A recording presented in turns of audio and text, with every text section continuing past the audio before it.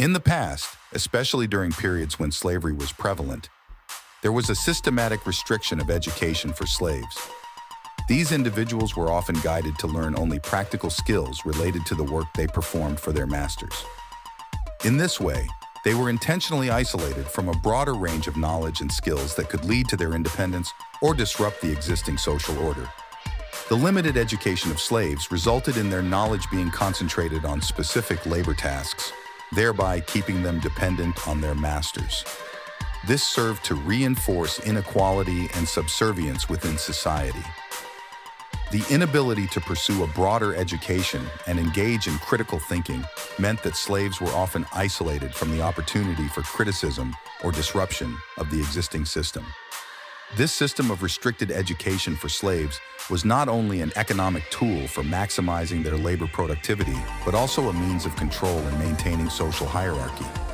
It led to an unequal distribution of power and slowed potential social changes by restricting educational and developmental opportunities for those considered slaves at that time. The education system was created by the Rockefeller Foundation under the Prussian school system, which was the idea of creating factory working bots that don't question, they don't do anything except obey. That's why the school system resembles the industrial era. You raise your hand in order to use the bathroom. There's an assembly line. The bell rings, therefore that's your break, that's your cue. You have to be operating just within your little dynamic. You can't explore. You're not supposed to collaborate. You're within your little area of work. This is what you do.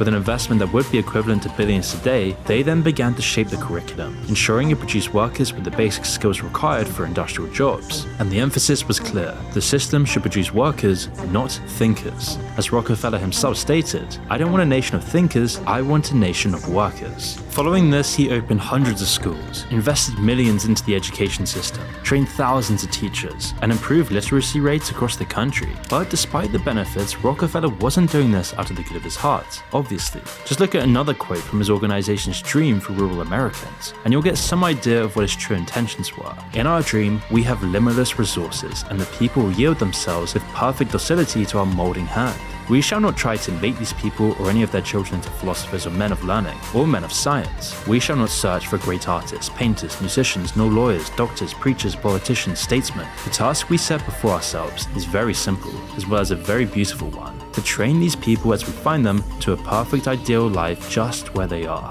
making it perfectly clear that human progress and human potential was not on these cards for the industrial magnates. They wanted docile sheep." Slavery's not gone anywhere, right? So the old school idea of slavery, let's talk about slavery. A government would get slaves, make them work for free, and build things. That's slavery. So they've stopped doing that now. So what do they do now? They get people, make them build things for money, but the government print all the money.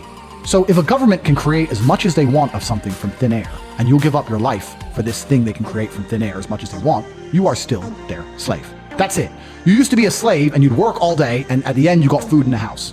Now, you work all day, you get money, and you spend all your money on a food and a house. Like, slavery is still here, my friends. Nothing's changed, right? Nothing's changed. And what they want is they want slaves. They want slaves who are going to comply and pay their taxes. And whatever kind of indoctrination or societal programming they can instill inside of people to keep them doing that, they're going to do. I was 21 years old and that was the first time I was learning. I had literally graduated from university, and I don't consider any of the things that I learned in the education system actual learning. The pathetic education that I went through was a complete waste of time. But we're not, you're not supposed to say this because education is absolutely key. But the education system, the school, the college, the universities are fucking bullshit.